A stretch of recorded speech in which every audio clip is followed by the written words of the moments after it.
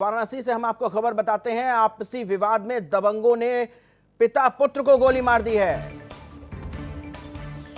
आपसी विवाद में दबंगों ने पिता पुत्र को गोली मारी। दबंगों ने पिता पुत्र पर फायरिंग की और गोली लगने से दोनों गंभीर रूप से घायल हो गए। दोनों को ट्रॉमा सेंटर भर्ती कराया गया है। चौबेपुर थाना क्षेत्र का यह पूरा मामला है।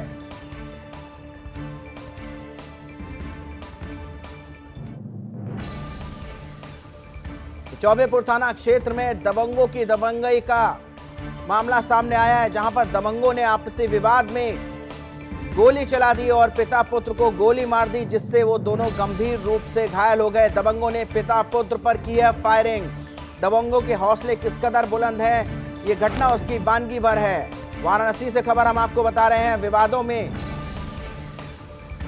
इस मामले में ज्यादा जानकारी के लिए हमारे संवाददाता विपिन हमसे जुड़ गए हैं। विपिन, दबंगों के हौसले लगातार बुलंद, प्रशासन लाख दावे करे लेकिन उसके बावजूद भी इस तरह की घटनाएं थमने का नाम नहीं ले रही हैं। दबंगों ने पिता पुत्र को गोली मार दी है।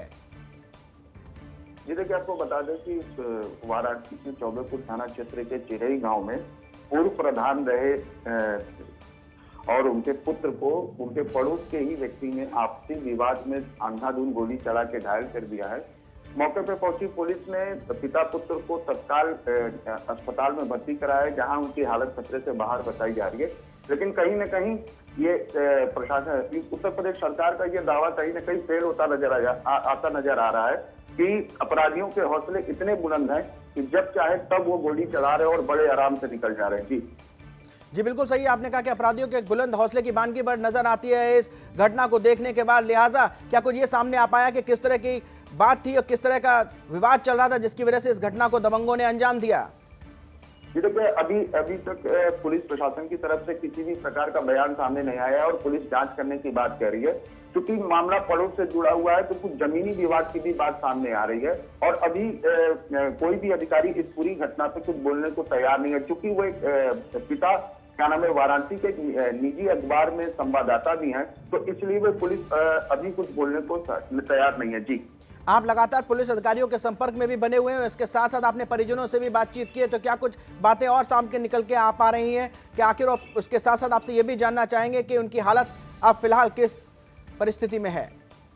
जी देखिए, बता दें कि पिता को पैर में गोली लगी है और पुत्र को कमर में गोली लगी हुई है।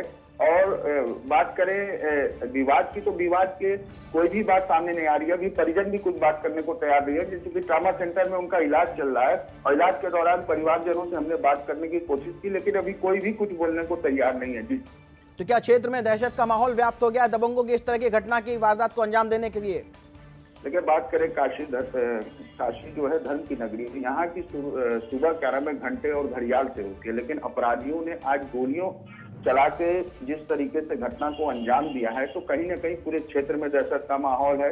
और बात करें चौबेपुर थाना क्षेत्र थोड़ा आउटर पड़ता है वाराणसी से, तो गांव में गोली चलना एक अपने आप में बहुत बड़ी बात हो जाती है और पूरा गांव दहशत में है कि आखिर इतनी बड़ी क्या वजह हो गई कि गोली कांड कि इस तरह की घटना को अंजाम दिया गया। जी विपिन, बिल्कुल इस तमाम जानकारी के लिए आपका बहुत बहुत धन्यवाद।